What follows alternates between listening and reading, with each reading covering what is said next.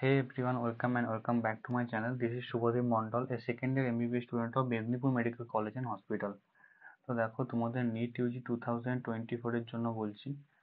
তো NEET Yuji 2024 এর জন্য তোমাদের বায়োলজি হাইল চ্যাপ্টার্স আমি তোমাদেরকে বলবো, এবং তোমাদেরকে এটাও বলবো যে 340+ তোমরা কিভাবে সিকিউরলি স্কোর করতে পারবে তোমরা যদি মানে এইভাবে পড়ো, মানে ব্লক স্ট্র্যাটেজি হিসাবে আমি যেরকম ভাবে পড়তাম।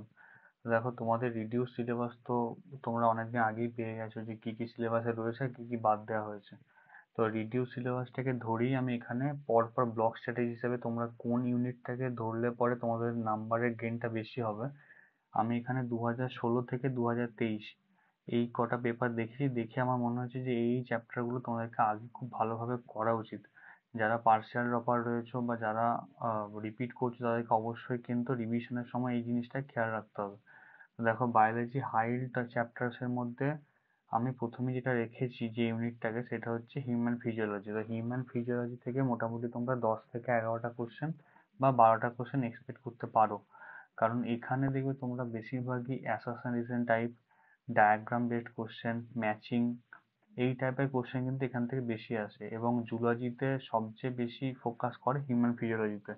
তো হিউম্যান ফিজিওলজি তোমরা আগে খুব ভালোভাবে কভার করবে। যেখানে দেখো চ্যাপ্টার ওয়াইজ লিখেছি breathing and exchange of gases, body fluid, excretory product, locomotion and movement, neural control and coordination, chemical control and coordination. এখান থেকে তোমরা মোটামুটি কটা করে কোশ্চেন পেতে পারো সেটা আমি লিখেছি। আর তারপরে হচ্ছে, তারপরে যে ইউনিটটাকে তোমরা কভার করবে সেটা হচ্ছে রিপ্রোডাকশন। এখানে তোমরা 7 থেকে 9টা বা 10টা কোশ্চেন পেতে পারো এই ইউনিট থেকে।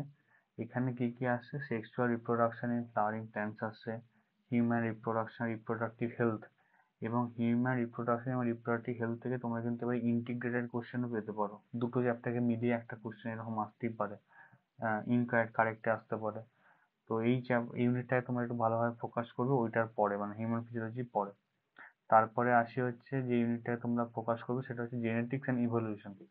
জেনেটিক্স অ্যান্ড ইভলিউশন দেখো এখানে ফার্স্ট যে চ্যাপ্টারটা আছে হেরিডিটি অ্যান্ড ভেরিয়েশন, এখান থেকে পেডিগ্রি বা ব্লাড গ্রুপ ডিটারমিনেশন ওই সব কিন্তু কোশ্চেন আসতে পারে, যেগুলো একটু খুব ভালোভাবে চোখ কান খোলা রেখে করতে হয়, পেডিগ্রি এবং ব্লাড গ্রুপ ডিটারমিনেশন।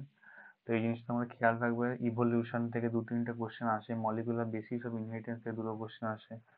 তারপরে ইভলিউশন আমি এখানে দুবার লিখে ফেলেছি, যাই হোক। তারপরে বা ইউনিটটা হচ্ছে বায়োলজি অ্যান্ড হিউম্যান ওয়েলফেয়ার, এর পরের যে ইউনিটটা, তার মধ্যে তোমরা human health and disease, microbes in human welfare এগুলো পড়বে। এগুলো মানে পুরো ফ্রি এর নম্বর যাকে বলে। তারপরে আসবো বায়োটেকনোলজি অ্যান্ড ইটস অ্যাপ্লিকেশন। তোমরা দেখো পর পর করবে, আমি যেরকম ভাবে ইউনিটটা সাজিয়ে রেখেছি সেরকম ভাবে করবে। বায়োটেকনোলজি অ্যান্ড ইটস অ্যাপ্লিকেশন, এখান থেকে প্রিন্সিপাল অ্যান্ড প্রসেস আর অ্যাপ্লিকেশন অফ বায়োটেকনোলজি, এই চ্যাপ্টার গুলো আছে। এখান থেকে তোমার 6 থেকে 7টা কোশ্চেন এক্সপেক্ট করতে পারো। তারপরে যে ইউনিটটা আমি বলবো সেটা হচ্ছে ইকোলজি অ্যান্ড এনভায়রনমেন্ট। 11 থেকে 12টা কোশ্চেন তোমরা পেতে পারো এখান থেকে, খুব হাই ওয়েটেজ টপিক। তো এটা তোমরা ভালোভাবে করবে।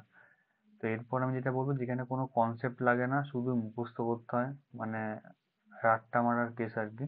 তো সেটা হচ্ছে, তো তোমার plant physiology, biomolecules, morphology and anatomy of flowering plants, animal tissues, diversity in living ওয়ার্ল্ডও মুখস্থ করার জিনিস, plant kingdom, animal kingdom, living world, এই সব যেগুলো আছে সেটা তোমার লাস্টে করার চেষ্টা করবে।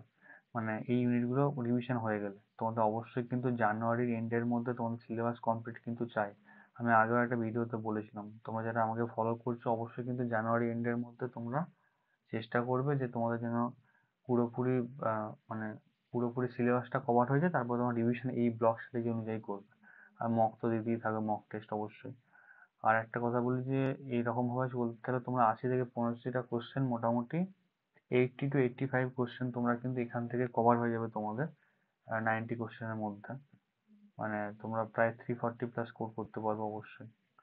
আর আরেকটা কথা বলি যে তোমরা কিন্তু বই হিসাবে শুধুমাত্র এনসিইআরটি থেকেই ফলো করো, এখন এনসিইআরটি ওরিয়েন্টেড পড়ার চেষ্টা করো, এবং কোশ্চেনও সেইগুলোই অ্যাটেম্প করো যেগুলো এনসিইআরটি বেসড, কারণ এনসিইআরটি বাইরে সাধারণত যায় না। আর এনসিইআরটি এমন ভাবে পড়ো যেন প্রতিটা লাইন তোমাদের মনে থাকে, কারণ এবার রিডিউস সিলেবাস করে দিয়েছে, প্রতিটা লাইন ইম্পর্টেন্ট এনসিইআরটির। তো ঠিক আছে, আমি কেমিস্ট্রি এবং ফিজিক্সের জন্য আলাদা করে বানাবো হাই চ্যাপ্টার্স নিয়ে। তো কোনটার পর কোনটা ব্লক স্ট্র্যাটেজি তোমরা কি করবে আর এই পিডিএফটা আমি আমার টেলিগ্রাম চ্যানেলে দিয়ে দেবো। টেলিগ্রাম গ্রুপের লিঙ্কটা তোমরা পেয়ে যাবে অ্যাবাউট সেকশনে বা হোম সেকশনেই পেয়ে যাবে। হোমে যাবে, আমার চ্যানেল হোমে, ওখানেও লিঙ্কটা পেয়ে যাবে তোমরা ওপরে। তো ঠিক আছে, দেখা হচ্ছে নেক্সট ভিডিওতে। Thank you very much.